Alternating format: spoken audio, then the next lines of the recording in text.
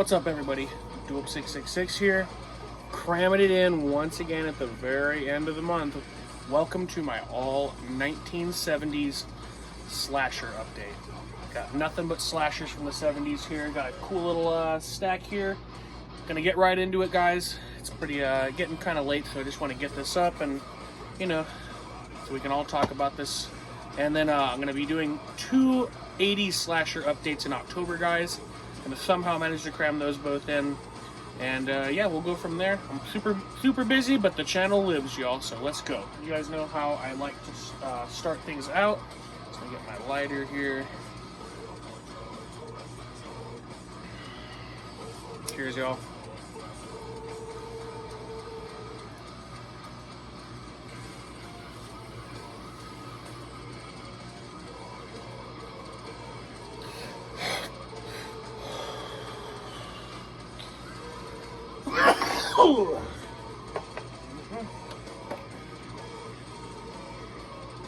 Once again, cheers, y'all. Today we have an Elysian Great Pumpkin, Imperial Pumpkin Ale. Good stuff. I already know I love this stuff.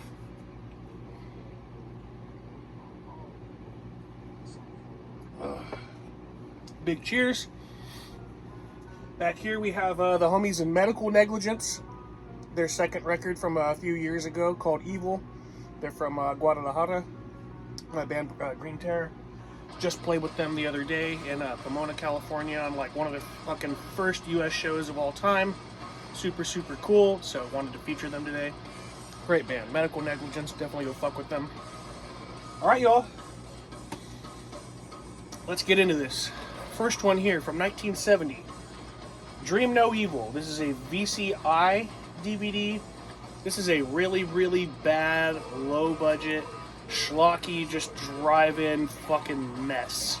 It is a slasher film, though. You know, the cover does not lie. There is some slashing. There is not great stuff, but there is some very, like, derivative elements of what would become, like, a through-and-through slasher. This definitely isn't, like, a conventional slasher film in the sense. It's just more of a proto-slasher sort of deal. But those elements are, like, some of those elements are here, you know, like, it's definitely building up on those elements. So really cool derivative slasher film from 1970. Definitely not a great film, but if you're a slasher diehard, definitely check it out. If you're a slasher diehard, check out everything in this fucking update, except maybe this one here. This might be the worst of the entire update.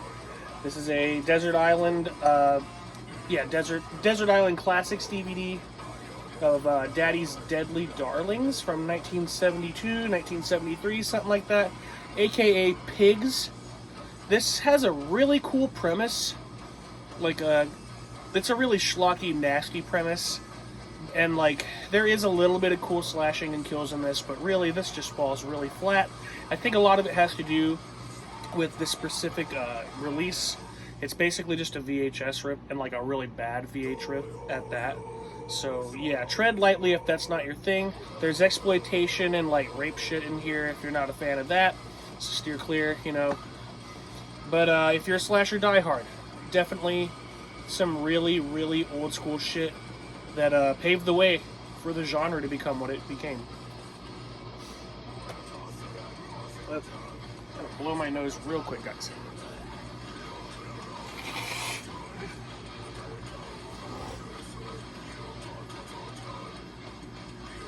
I just haven't been right since that last big cold, guys. Wet the palate again. Next up, this is a cheesy movies, cheese movies, I think. Put this out. It's a really cheap. Yeah, Cheesy Movies presents Terror at Red Wolf Inn, and this is even more like kind of random. Doesn't really have a lot of the plot points of your typical slasher. It's really different. It kind of flows like that movie Frightmare from 1974. A little more so like a character study more than anything, but it's just so bad and schlocky that I don't know, none of the elements really seem seem to just like hit home. There's not a lot going on kills-wise either. It's really just kind of like a slow bore fest. Yeah, only if you really must. This one's definitely wrestling pigs for the worst in the update. Alright, next up we have Don't Open the Door. I think this was also called Don't Hang Up the Phone or something like that, and it originally came out in 1974. But this is the 1979 release under the Don't Open the Door title. This is once again, actually no, this is not, yeah, this is VCI. Yeah, okay, yeah, this is a VCI DVD, and yeah, it's the same people that made, like, Don't Look in the Basement, and stuff like that in the early 70s, so more like exploitation, but there is a lot of, like, this is like a lot of pronounced slasher tropes are present here. Plus, there's some pretty cool kills, like, it's pretty slow for what it is, but, you know, a slasher diehard will absolutely love this. And you gotta love that cover art, too. That's pretty fucking cool. So, I think I would have to, like, recommend Don't Open the Door. Because it's just, like, so, perfect, like, for a slasher fan, you know? Like, it has all the elements that I want. Maybe they're not as pronounced, maybe they're not as well done as others, but, you know, being done in 1974, this is pretty cool, like, to see that those elements were all put together so cohesively already, you know? Like, so yeah. Very early, cool slasher, Don't Open the Door. This next one's really different, but definitely has a lot of slasher tropes as well. Maybe not a full-on slasher, unless you consider, like, Bloody Birthday to be a full-on slasher, because that's basically, like, what this is. It's just a bunch of kids killing people. And there is some slashing and all sorts of cool kills in this, so it's like, it is a slasher movie. It's just, like, very different plot-wise to what, you know, the genre would ultimately become. It's, like, a very unique plot, in my opinion, but I liked it well enough. You know, a bunch of kids and a nun are in a car wreck, bus wreck. Somehow they survive, and they're just, like, total psychopaths and start killing people as they find a town and whatnot. And yeah, it's a lot of fun. It's a lot of fun, and, like, the ending is so stupid and cheesy. Yeah, more drive-in schlock, but I really like Devil Times 5 from 1974 as well. So yeah, super cool. This is an Alpha Video retrograde release. Looks a little better than most Alpha videos, but yeah, it's still just the oldies.com stuff there. So yeah, tread lightly, y'all, if you don't like cheap drive-in schlock. But that's what this whole update is basically about. So yeah, there we go. Next up from 1976, we have The Confessional, aka House of Mortal Sin. This has, I fucking forget his name. I knew I was going to blank on it. It's the guy in A Clockwork Orange where Alex is in the hospital at the end, and he, like, comes to, like, explain, like, oh, we're sorry, the government fucked up. We're going to treat you really good now. He's the killer in this film, and it's really, like, a great performance from him. God, I wish I could remember his fucking name. But, this is definitely, like, more of a run-of-the-mill slasher plot-wise. Like, not like a babysitter film, just more of, like, a generic plot for a slasher film. But done really well, you know, to be here in the mid-70s like this. People like to think that the genre really started in 78, 1980, but, like, I say that it starts a lot earlier in the 70s. So, yeah, very cool fucking slasher film from 1976. This is the Shriek Show DVD. And not a whole lot of extras or anything on here, but it looks really good. So yeah, The Confessional. Check that one out as well. Oh my god, I'm struggling, guys. Give me one more second, y'all.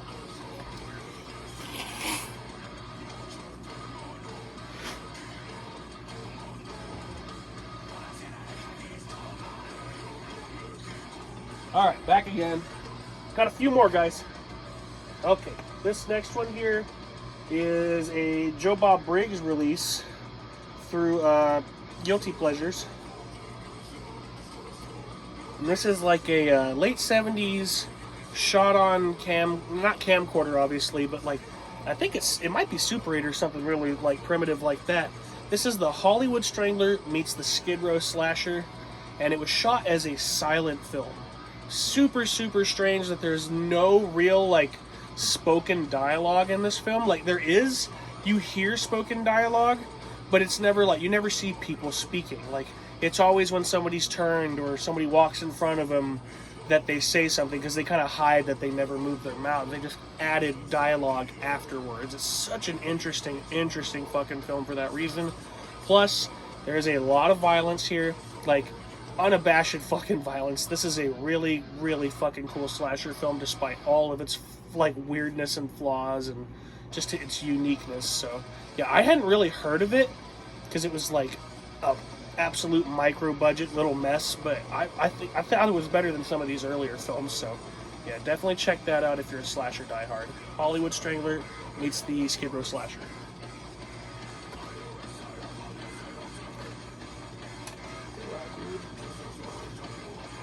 Okay, this next one here, arguably the last slasher of the 70s and the first slasher of the 80s. Arguably. I've been doing some research, maybe I'm wrong. This had an initial release in December of 1979, Silent Scream, and then it was re-released in 1980 nationwide.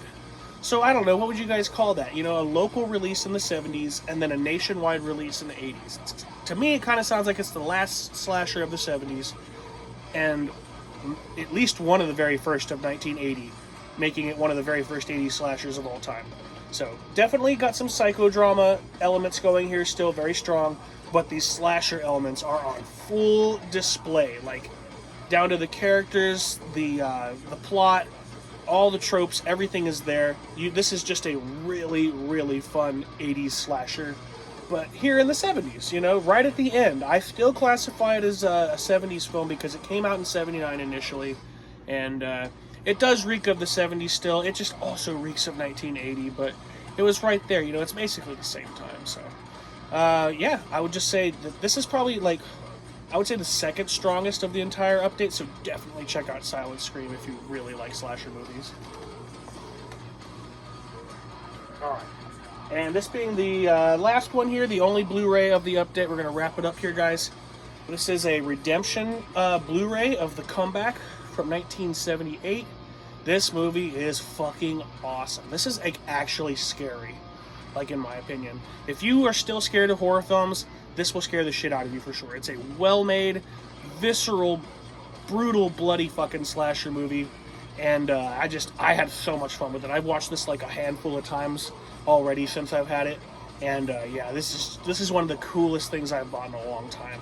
Don't really want to get into it. I think it has a really cool, unique plot, interesting characters. The kills are savage. The killer slash killers, perhaps. I don't know. I don't want to give away too much, but just everything about this is super fun. The effects are fantastic for the kills. I think the acting is pretty top notch for, you know, a slasher film from the 70s. Yeah, just if you're into slasher films and you haven't seen The Comeback, mandatory viewing. You guys have to check this out. And the Redemption Blu-ray looks fantastic, so go seek that out. I'm not sure if there's a different release of it anywhere, but this one serves real well. So yeah, The Comeback, 1978. That's going to wrap it up, guys.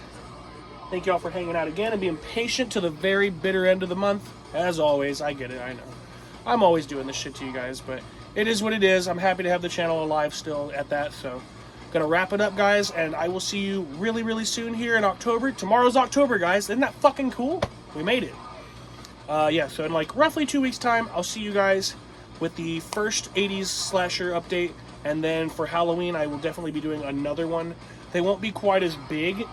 Even though this one wasn't too big, only 9 films, they're probably going to be less than that. And I'll do, you know, the both of them. And we'll get quite a few slashers through the month. And it'll be fun, guys. So, yeah, everyone go watch some horror movies. Be good to your fucking loved ones. Be good to yourself. And I'll see you all again soon. Take it easy, guys. Dope666 out.